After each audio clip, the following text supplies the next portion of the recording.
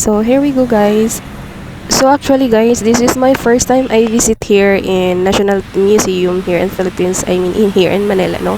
So I just want to show you, and I just wanted to share that this is our kind of our national museums. This is located at Padre Burgos Drive, Luneta Park, and Metro Manila. So this is the front view of the museum, no. And guys, I didn't expect this day that I can come here, because I was planning to visit in Luneta Park. So when I saw this in my right side, when I want to go there, when I was walking, then I saw this suddenly, this National Museum.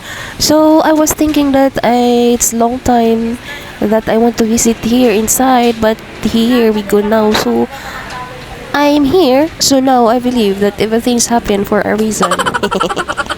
So by the way, guys, this is the entrance area of the National Museum, which is this day that I didn't expect also that there's a lot of people here, because before they have an entrance fee. But when I asked today, when I go inside, they said that it's free. So I'm so happy. Oh my god. Oh, finally I'm here, guys. Oh my god. So I didn't expect that I'm here today. So while you are entering in that entrance, they have guard and they ask your valid ID, so maybe for security purposes, no. So by the way, guys, I'm alone taking video, I mean making video. So a lot of people and students, usually they are students, and they're also friends, they're a group of friends, they are also couples, but I'm alone in this time. I mean, I think every time I'm alone. But it doesn't matter. Life must go on, Charis. So anyway, guys, maybe you are just wondering that I'm speaking English, because I have a lot of viewers from United States that they have been watching with me, with us. So maybe they're also curious about the Philippines, no? Because usually I'm blogging about here in Manila. So maybe they're just observing what is in the Philippines, how they can what is the beauty here in our country. So here now I'm just so I decided to speak English so they can also understand. At syempre tayo naman kasi mga Tagalog, so also we are, usually Filipino, we can understand English, no, but English people, they cannot understand Tagalog. So it's better I talk in English so they can also understand. So we have also viewers from United States of America, because as YouTube given me a notification recap from last week, so American people, they have a lot of viewers from the US. So here we go.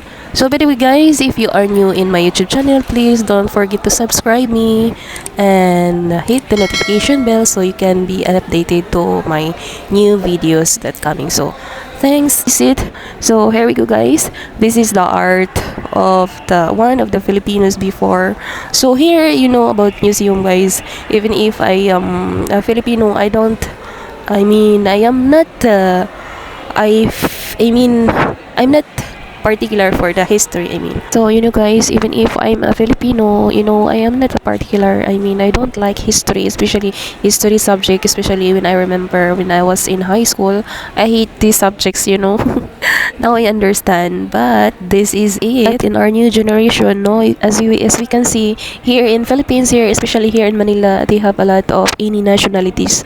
So I think if they saw this video, I am sure that they can also have an idea what is the history of the Philippines before. So this video is not only for another nationalities, no. Guys, this is for all of us, kasi may mga Filipino, even if I'm Filipino, hindi ko nga po alam kung ano ang nasa lahat, kung ano ang nasa loob ng nitong museum na to. So this is the first time that I visited here. So even if I have only idea before that there's heroes, the work of the heroes before, Filipino heroes, what is the life of Philippines before.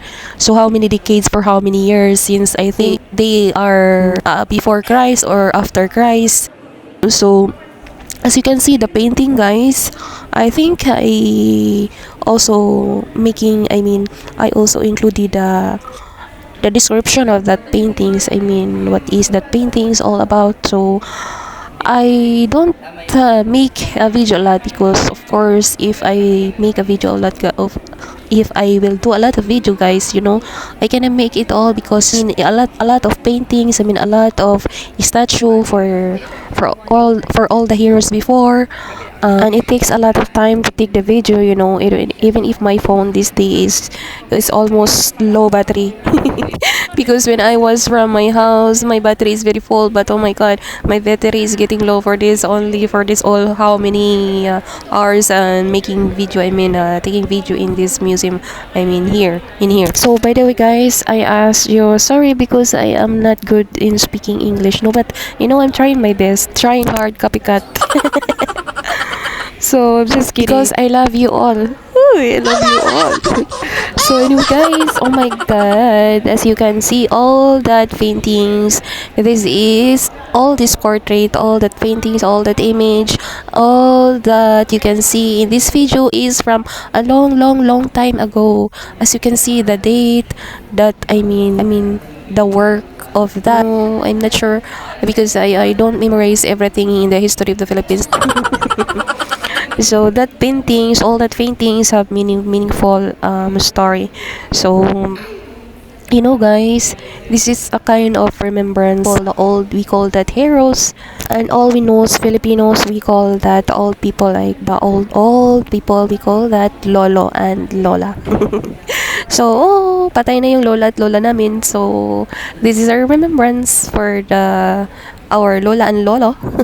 So guys, I only know this in I only know Dr. Jose Rizal, and this only, I think, yeah, this is the only heroes, this is the only person that I ever know in Philippine history. Some people I know before when I was in elementary or when I was in high school, but I forget. Dr. Jose Rizal, I only know that, I only know him, actually. I only remember him. Even his face, I can recognize if that Jose Rizal or no.